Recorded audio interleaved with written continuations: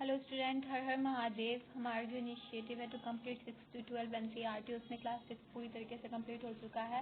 Class 7 का geography complete हो चुका है। आज हिस्ट्री है, हिस्ट्री में चैप्टर 1 हो चुका है, चैप्टर 2 है आज का चैप्टर, ठीक है। तो इसमें बताया जा रहा है न्यू किंग्स और किंगडम्स के बारे में। तो यहाँ पे बताया जा रहा है कि 7th सेंचुरी में ना, आफ्टर 7th सेंचुरी के बाद बहुत ज़्यादा रूलिंग डायनेसिटी का सब कॉन्टिनेंट में उदय हुआ 7 to 12 सेंचुरी में, ठीक है। इनमें से थे पहापुर, पल्लास, फिर कन्नौज का था, प्रयाग का था, चहमांस थे, गुज्जर प्रतिहार थे, राष्ट्रकूटास थे, ठीक है। तो इसमें बताया जा रहा है कि न्यू डायनेसिटीज इमर्ज हुआ, ठीक है। 7th सेंचुरी में ना बिग लैंडलॉर्ड्स और वॉरियर चीफ्स ना डिफरेंट रीजन में, सब कॉन्टिनेंट में existing kings often acknowledge them as their subordinates और समंतास। तो उन सबको ना बिग लैंड लॉर्ड्स को और फिर वॉरियर चीफ्टन को ना जो किंग थे ना वो अपना सामंत बनाने लगे। और फिर ये सब ना क्या होता था, इनका काम होता था कि किंग्स के लिए, ओवरलॉर्ड्स के लिए गिफ्ट लेके जाना और उनके कोर्ट में प्रेजेंट होना और उनको मिलिट्री सपोर्ट प्रोवाइड करना।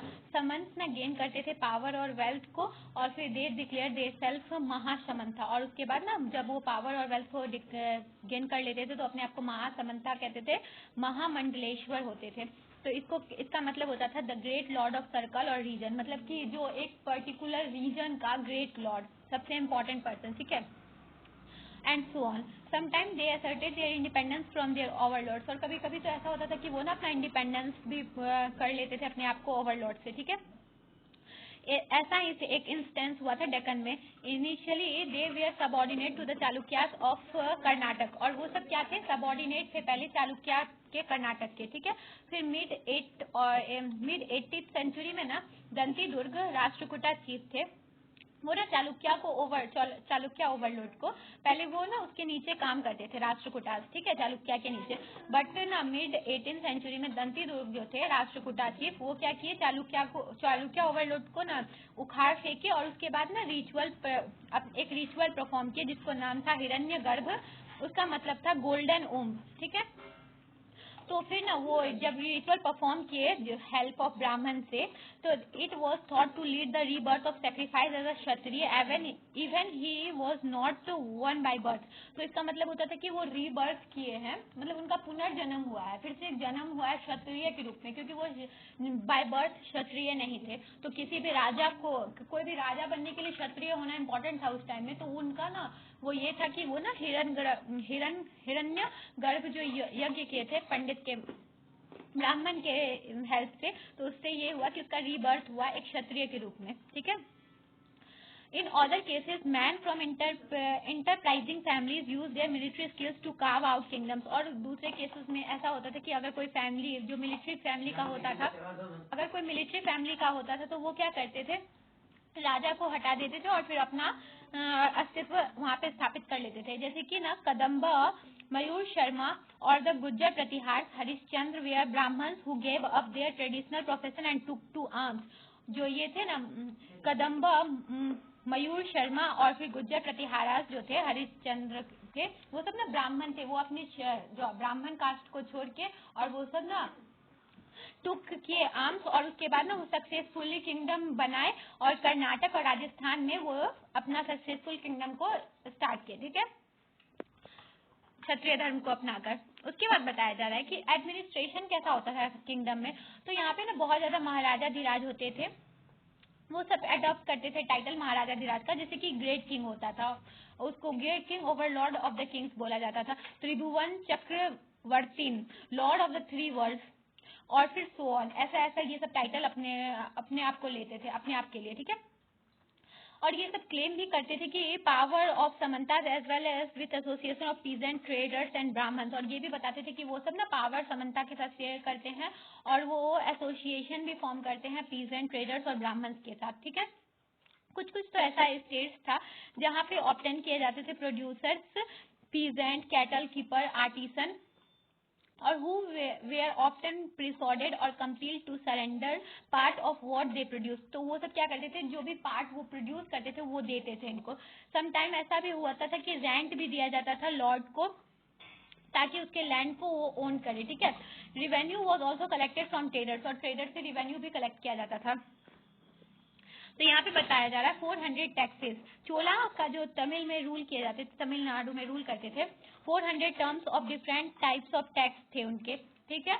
The most frequent mention tax is vetti, और उनका जो मोस्ट फ्रीक्वेंट मेंशन टैक्स कौन है, वेटी है, जो ना cash but in the form of force labour and kadamai और लैंड रिवेन्यू, जो कैश के फॉर्म में होता था फोर्स लेबर के रूप में, जिसको कदमाई और लैंड रिवेन्यू कहा जाता था। और फिर दे वेयर ऑल्सो, और ये ना ऑल्सो टैक्स भी टैचिंग्स ऑफ द हाउस से भी लेते थे, अगर लैडर कोई पाम ट्री पे चढ़ता था उससे भी लेते थे, और फिर सक्सेशन टू फैमिली प्रॉपर्टी पे भी लेते थे, ठीक है। This resource we use to finance the king's establishment, और ये रिसोर्स किस लिए इम्पोर्टेंट था, किंग के स्टेब्लिशमेंट के लिए और टेम्पल और फोर्ट्स को कंस्ट्रक्ट करने के लिए, क्योंकि ना किंग फाइट करते थे वॉर को, जिसके लिए बहुत ज्यादा वेल्थ का जरूरी होता था, plunder and access to land as well as trade routes, ताकि वो लैंड और ट्रेड रूट पे अच्छी तरीके से कब्जा कर सके। फिर functionaries for collecting revenue were generally recruited from influential families and position were often hereditary. This was true about the army as well. In many cases, close relatives of the king held this position. तो क्या होता था, revenue collect किया जाता था influential families से, जो hereditary position में होते थे उनसे भी, और ये आर्मी के साथ भी होता था, ठीक है। और कभी कभी ना ये पोजीशन जो किंग के इम्पोर्टेंट या क्लोज रिलेटिव होते थे ना, उनको ये पोजीशन दिया जाता था। प्रशस्ति और लैंड ग्रांट क्या होता था, प्रशस्ति ना एक मतलब कि लिटरली ट्रू है, ठीक है, डिटेल उसमें डिटेल बताया जाता था, कंटेंट किया जाता था। Depict themselves as violent victorious warrior, for example ruler ना अपने आप को उसमें बताते थे वायलेंट विक्टोरियस वॉरियर, इसमें, ठीक है, प्रशस्ति में बताते थे, अपना मतलब प्रशंसा करवाते थे, ठीक है। This were compose by learn Brahmans who occasionally helped in the administration, और ये किसके द्वारा कंपोज किया जाता था, जो बहुत ज्यादा ज्ञाता थे ब्राह्मण, उनके द्वारा ओकेजनली करवाए जाते थे, जो एडमिनिस्ट्रेशन में भी भाग लेते थे किंग के, ठीक है। Kings often rewarded Brahmans by grants of land, और उसके बाद ना किंग्स क्या करते थे, ब्राह्मण को ग्रांट करते थे लैंड, ठीक है। This were recorded on copper plate which were given to those who receive the land, और उसके बाद ना ये कॉपर प्लेट पे लिखा रहता था कि जिसको लैंड मिलता था, ठीक है। और प्रशस्ति का देखो, यहाँ पे प्रशस्ति का मतलब बताया जा रहा है कि जिसमें सबसे ज्यादा इम्पोर्टेंट जो प्रशस्ति है ना, वो समुद्रगुप्त के टाइम में किया गया था। समुद्रगुप्त को सबसे ज्यादा इस चीज में प्रशस्ति मिला हुआ था। वो ना क्या करते थे, जो संस्कृत में अपने जो भी पंडित या फिर उनके जो कोर्ट पोइट होते थे उनको बोलते थे कि उनकी प्रशंसा करने के लिए और उसके बारे में बताने के लिए।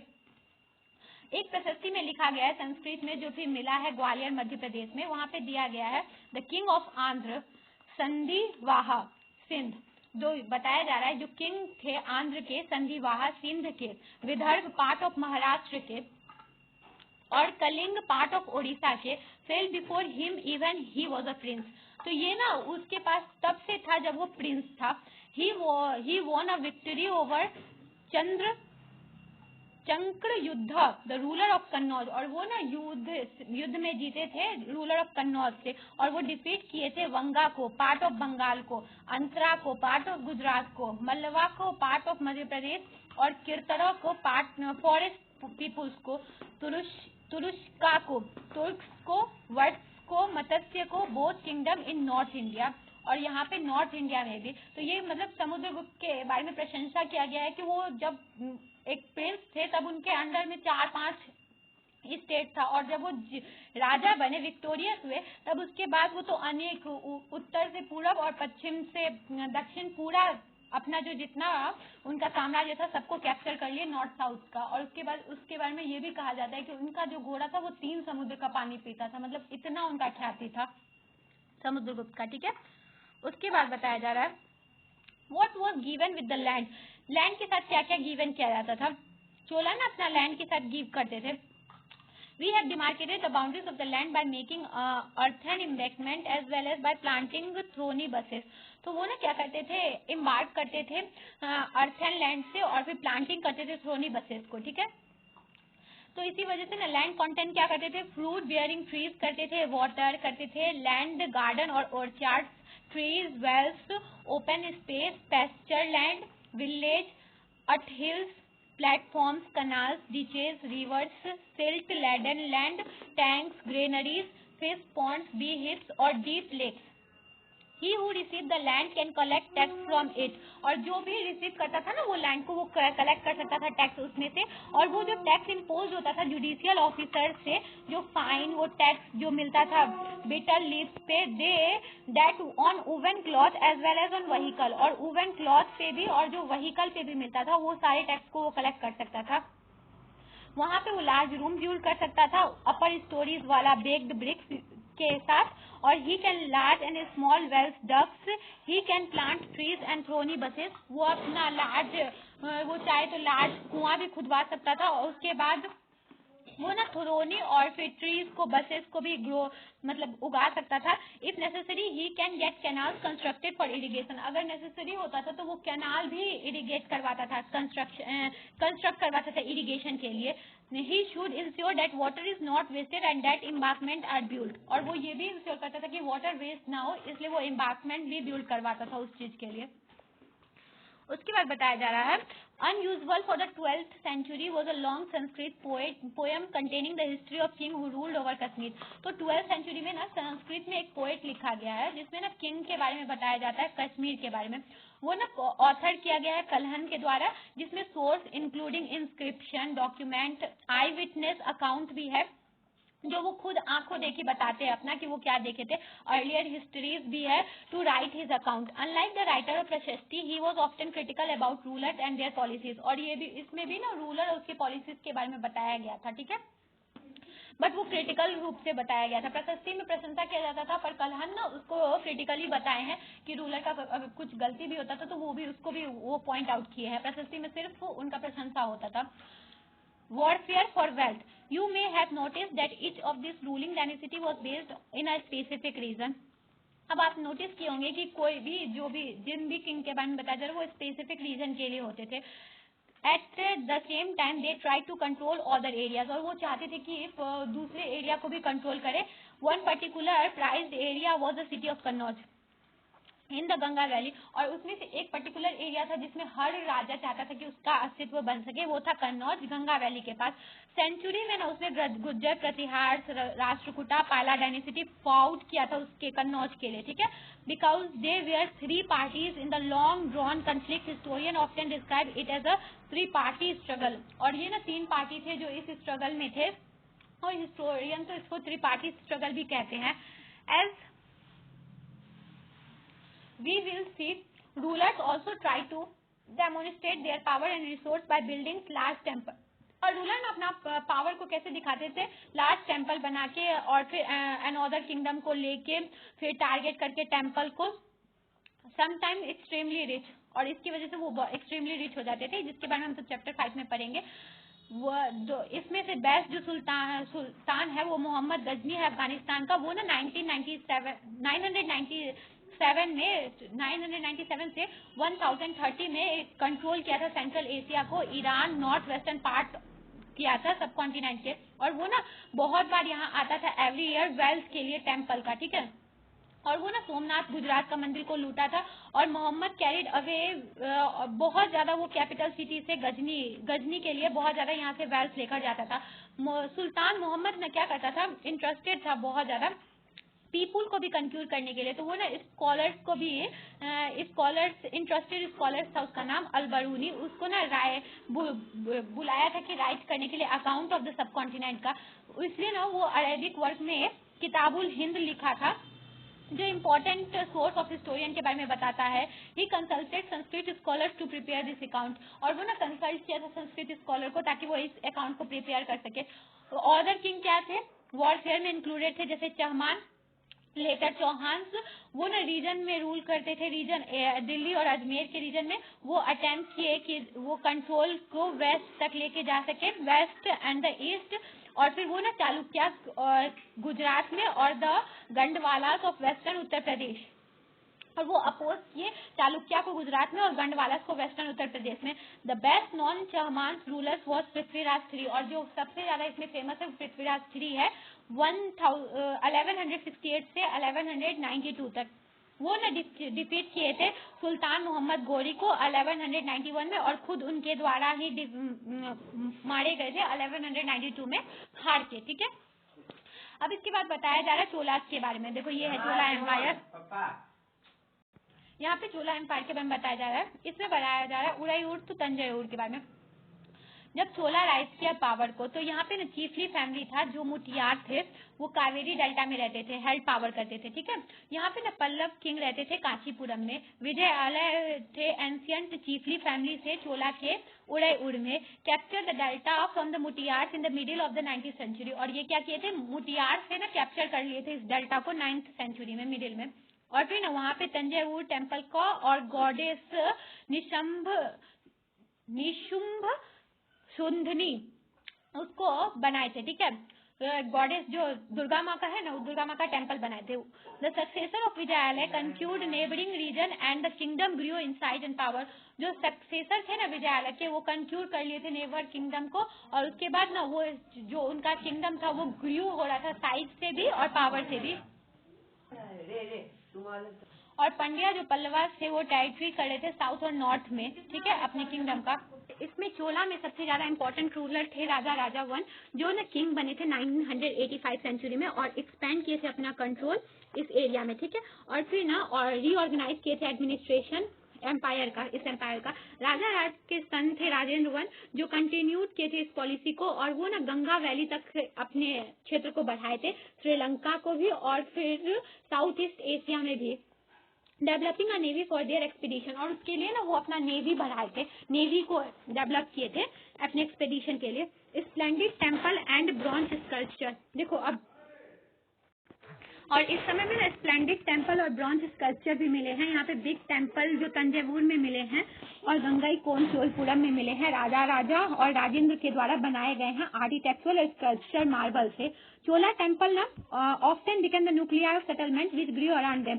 तो चोला टेम्पल जहाँ भी बनता था ना, वहाँ पे सेटलमेंट खुद आ जाता था, ताकि जैसे कि क्राफ्ट पर्सन का, क्राफ्ट प्रोडक्शन का सेंटर बन जाता था। टेम्पल होता था तो लैंड रहता था ताकि दूसरे रूलर्स वहां रह सके। The produce of this land, और ये जो लैंड का जो प्रोड्यूस होता था वो मेंटेन किया जाता था। Specialisation who worked for the temple and very often hide near it. और फिर ना ये इसमें जो टेम्पल का जो प्रोड्यूस होता था वो टेम्पल के लिए जाता था, और वहां पे जो रहते थे उन सब के लिए जाता था प्रोड्यूस। ठीक है, यहाँ पे प्रीस्ट रहते थे, गार्डन लैंड मेकर्स रहते थे, कुक्स रहते थे, स्वीपर रहते थे, म्यूजिशियन, डांसर इटीसी। एक मतलब एक टेम्पल जहाँ बनता था वहाँ पे इतना सारे आदमी का घर हो जाता था, इतना बड़ा वो ग्राउंड दे देता। ठीक है। In other words temples were only place of worship, they were the hub of economic, social and cultural life as well. तो ये टेम्पल सिर्फ ऐसा नहीं था कि वर्शिप का प्लेस था, वो ना इकोनॉमिक, सोशल और कल्चरल लाइफ का भी हब बन जाता था। इसमें से क्राफ्ट एसोसिएशन भी होते थे टेम्पल में, जिसमें ब्रॉन्ज इमेज बनाए जाते थे। चोला ब्रॉन्ज इमेज बहुत ज्यादा फेमस था, फाइनेस्ट, और ये ना फाइनेस्ट था वर्ल्ड में। ठीक है, while most image were deities, sometimes image were made of devotees as well. बहुत ज्यादा जो ये है इमेज है वो डीटीज का बनाया गया है, पर कुछ टाइम में डिवोटीज का भी इमेज बनाया गया था। ठीक है, अब यहाँ पे बताया जा रहा है एग्रीकल्चर और इरिगेशन के बारे में। यहाँ पे ना बहुत ज्यादा अचीवमेंट मिला है, पॉसिबल हुए थे न्यू डेवलपमेंट इन एग्रीकल्चर। जो इस टाइम में चोला के टाइम में बहुत ज्यादा एग्रीकल्चर का स्रोत मिला था, जो आप मैप 2 में देखेंगे तो फिर पता चलेगा। कावेरी था वहाँ पे, तो वो बहुत ज्यादा इरिगेशन में सहायता देता था, और बे ऑफ बंगाल भी था वहाँ पे ही। तो चैनल ओवरफ्लो फ्रीक्वेंटली, तो ये ना चैनल ओवरफ्लो हो जाता था फ्रीक्वेंटली, और फर्टाइल लैंड को ला के देता था बैंक पे, जिस वजह से ना ये चैनल बहुत ज्यादा एग्रीकल्चर के लिए बहुत ज्यादा इम्पोर्टेंट हो जाता था, और यहाँ पे कल्टीवेशन ऑफ राइस बहुत ज्यादा इजिली हो जाता था। एग्रीकल्चर में डेवलप हो गया था early other part of Tamil Nadu में।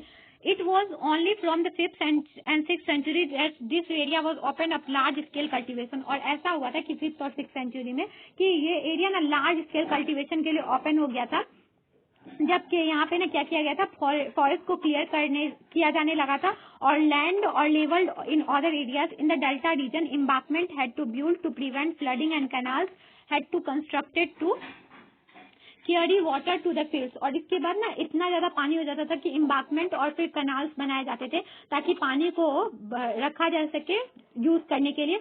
इन many areas 2 crops were grown in year. और कुछ कुछ तो एरिया ऐसे फर्टाइल थे कि जिसमें ना 2 क्रॉप ग्रो किए जाते थे ईयर में। Water crops artificially. In many cases it was necessary to water crops artificially. और कभी कभी तो नेसेसरी हो जाता था वाटर क्रॉप को आर्टिफिशियली बनाना, ठीक है। और इसके बाद ना वेरियस मेथड यूज किया जाता था इरिगेशन का, जैसे कि वेल डग किया जाता था, प्लेस में ना टैंक्स बनाए जाते थे कंस्ट्रक्ट करने के लिए रेन वाटर को। और फिर that irrigation works required planning. और ये सब के लिए ना प्लानिंग जरूरी था, ऑर्गेनाइजिंग लेबर और रिसोर्स जरूरी था, मेंटेनिंग वर्क जरूरी था, और डिसाइड भी करना कि ये वाटर किस हिसाब से शेयर हो ये भी जरूरी था। Most of the new rulers as well as people living in village took an active interest in this activities. तो इसमें ना न्यू रूलर्स और जो भी पीपुल थे विलेज में रहते थे वो सब ना इसमें इंटरेस्ट लेते थे और ये एक्टिविटी में पार्टिसिपेट करते थे।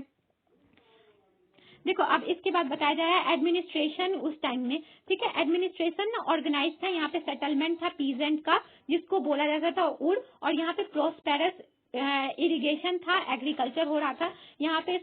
जो सच और जो ये सब ग्रुप रहते थे विलेज में रहते थे उनको नाडू कहा जाता था, इनका यूनिट को। और विलेज काउंसिल को Nadu perform several administrative function including dispensing justice and collecting taxes. तो नाडू का काम क्या था, ये जो ग्रुप ऑफ विलेजर्स का था वो नाडू जो कहलाते थे उस टाइम में, उनका काम था कि ना वो इसका डिस्पेंसिंग जस्टिस करे, जस्टिस को, और कलेक्ट करे टैक्स को, ठीक है। रिच पीजेंट जो होते थे वो उसको वेल्लालाल कास्ट के होते थे और वो कंट्रोल करते थे affairs of Nadu under the supervision of central Chola government. और वो ना देखते थे कि नाडू सही तरीके से काम करे और वो सुपरविजन में रहते थे चोला गवर्नमेंट के। The Chola king gave some rich land owners title like मूवेंदम Velan.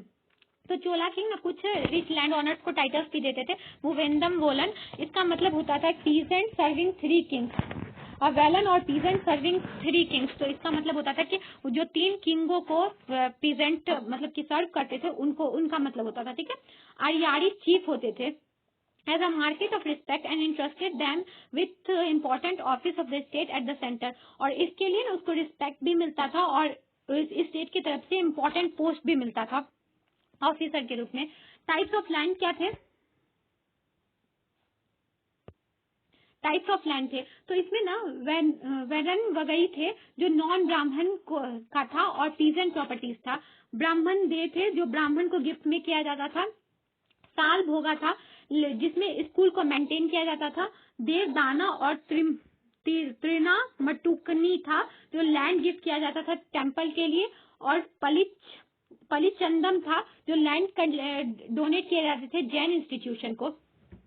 ब्राह्मण को जो लैंड गिफ्ट किया जाता था उसको ब्राह्मण दे कहा जाता था। तो इसी वजह से ना बहुत ज्यादा ब्राह्मण सेटलमेंट होने लगा था कावेरी वैली में, साउथ इंडिया में। तो ये ब्राह्मण दे था वो ना असेंबली और सभा को प्रोमिनेंट ब्राह्मण लैंड ओनर्स का देखते थे, लैंड होल्डर्स का। This assembly worked very efficiently. और ये जो असेंबली था बहुत ज्यादा इफिशियंटली वर्क करता था।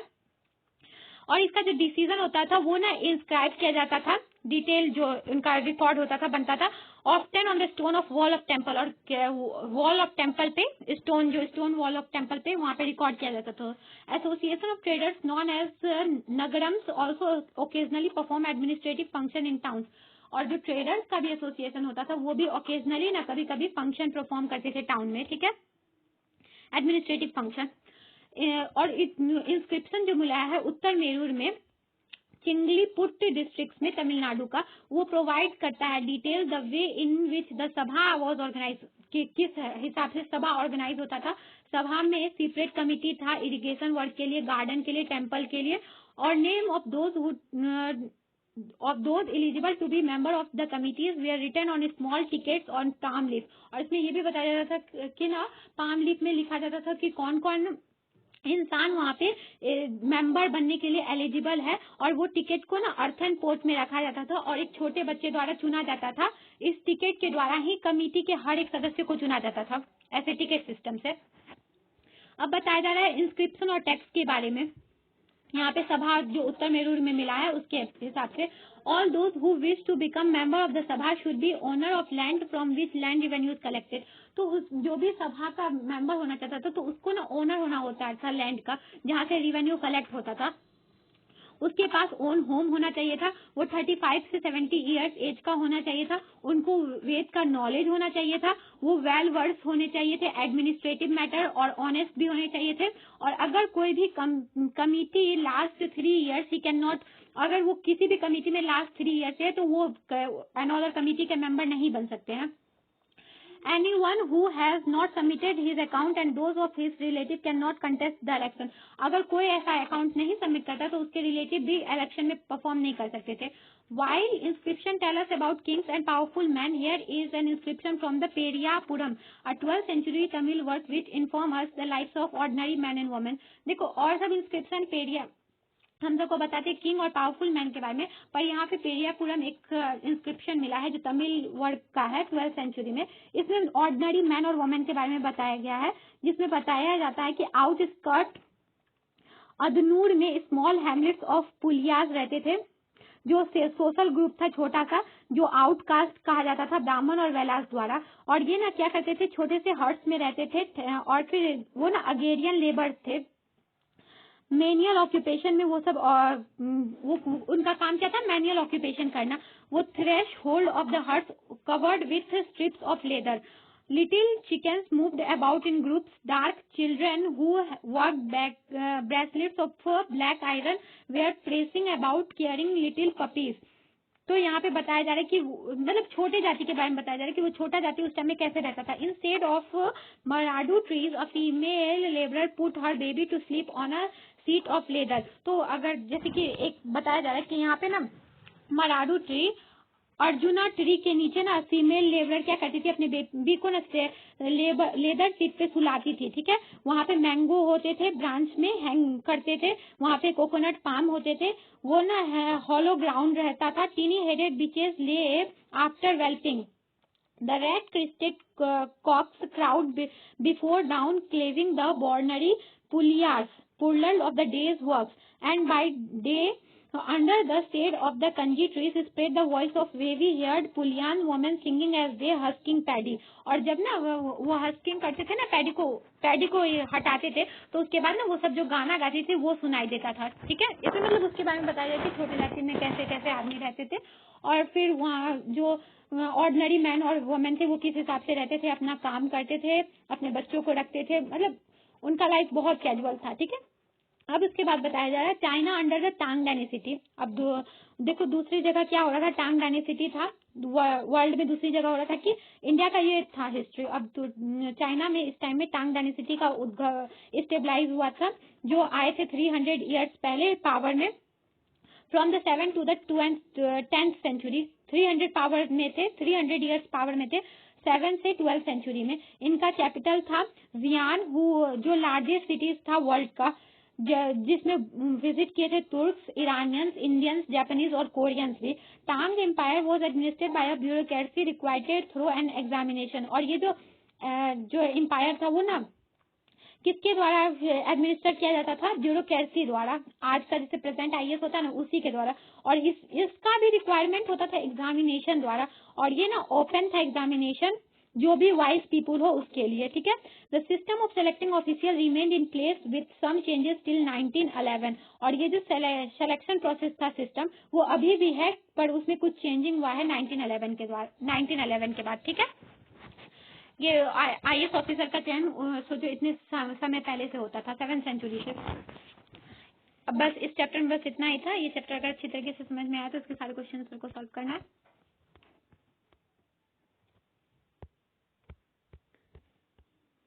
ठीक है,